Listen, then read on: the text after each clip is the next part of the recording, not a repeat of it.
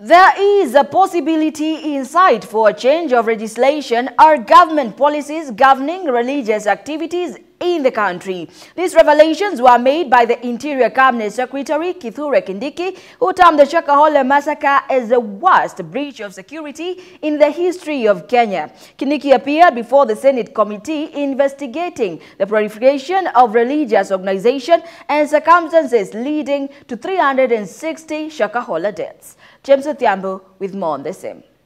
Committed to weed out bandits and terrorists, Interior CS Kithure Kindiki is dealing with one of the worst breaches of security in the history of Kenya. Not to mention, the case surfaced just a few months after his appointment in office. Kenyans were also shocked by the revelations of what is now referred to as the Shakahola massacre. This has prompted the government to root for reforms in the legal framework to tame rogue preachers. This is the worst security breach in the history of our country.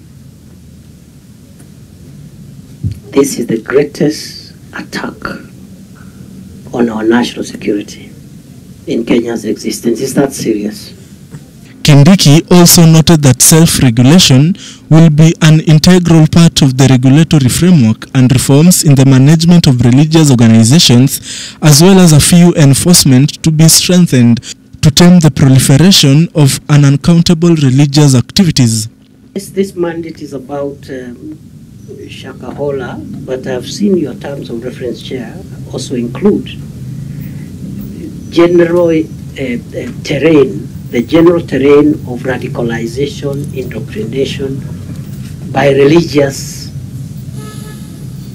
groups. So if I've seen your mandate, I think it's general. What has not come out, and I agree with the Senator from Migori, is that we must now remove ourselves at some point from the specific suspect and look at this issue as one space called the religious space, and where all these things operate. And I've been very careful all the time to say churches, mosques, temples, houses of worship of whatever nature, including people who worship elsewhere and those who do not believe in God.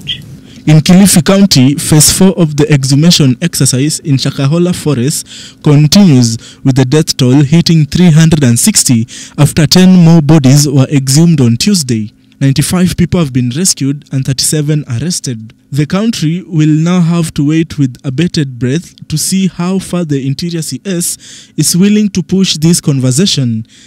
In the meantime, religious leaders will also have to do some soul-searching to tell the country what they are also willing to do to mitigate such incidences in the future. James Othiambo, GBS News.